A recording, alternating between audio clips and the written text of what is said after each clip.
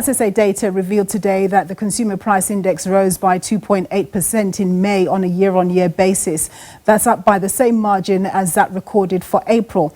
There appears to have been some upward pressure on food prices, with the annual rate up 4.8% compared to 4% in April, while fuel prices were down in double-digit percentage terms compared to last year. Well, to discuss the latest inflation number and how the consumer is faring, I'm joined by Annaline van der Poel. She's from Debt Rescues. Thank you very much, Annaline, for joining us. So the latest inflation is still well below the Reserve Bank's midpoint of its 3 to 6% range, but food inflation seems to be edging up somewhat. And of course, this is important given that a significant proportion of households use the bulk of their expenditure on things like food and transport as well. Indeed, yes. And of course, we're really glad to see that it's still sitting in that 3 to 6 or below the 3 to 6%. But realistically speaking, exactly as you said, the areas where we're seeing the highest increase are the ones that are hitting our pockets as consumers directly. When we start talking about meat prices going up as much as they have, vegetables up 10.3% from 6 months ago. Those are staples. Maize meal up 14.2%, SAMP 20.6%. Those are all staples in households, and especially what that does to our pockets. It means that on the one side we're watching the oil price with everything that's going on, obviously in the international conflicts, the tariff hikes, etc. What does this mean for us as consumers? Every single month we are moving backwards financially. Yeah, no, just to pick up on what you were saying about the fuel price, of course, that's come down quite a bit on a year-on-year basis, which is very positive. But given everything that's happening in the Middle East, that could then reverse. But I think the issue that I wanted us to deal with is the fact that there doesn't seem to be any fiscal room, from National Treasury to be able to support us when there are these shocks. Like, for example, should the price of oil jump by $20-30, we're not going to get that much support. So it means that the consumer could be in a very tricky space.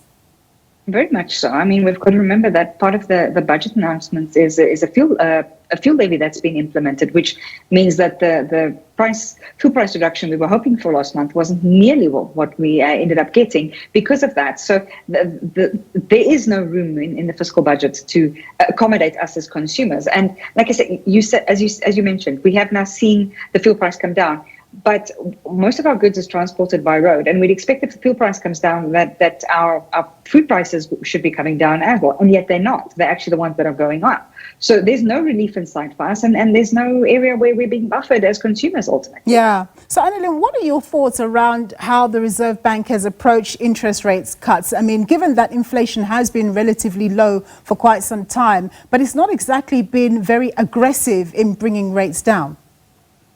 Well, obviously, we've known that the Reserve Bank Governor and the MPC have been very, very cautious for a very long period of time with regards to their decisions, and they've shown it. And we've seen it. Each time that they meet, that it's either held steady, or when it comes down by 0.25 basis points. We were lucky to see it with the last announcements. It was a 0.25. I know that it was a split decision, hoping for a 0.5. But it's not nearly enough for us as consumers, ultimately. I mean, that 0.25% we calculated on I think it was a 1.5 million rand budget bond. It's about 250 rand saving in your pockets. So realistically speaking, yes, it's a reduction. Of course, we are ever so thankful to see that little bit of relief in our pockets.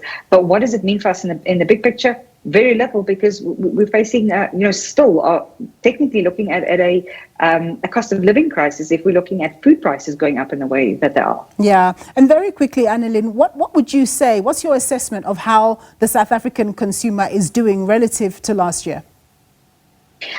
My opinion, from what we can see, our observations are worse off, definitely. Consumers are struggling more. I mean, even though we have now started to move into this lower inflation cycle and the interest rate reductions, from a consumer perspective, they're not feeling it. They're almost definitely, they stretch beyond their limits.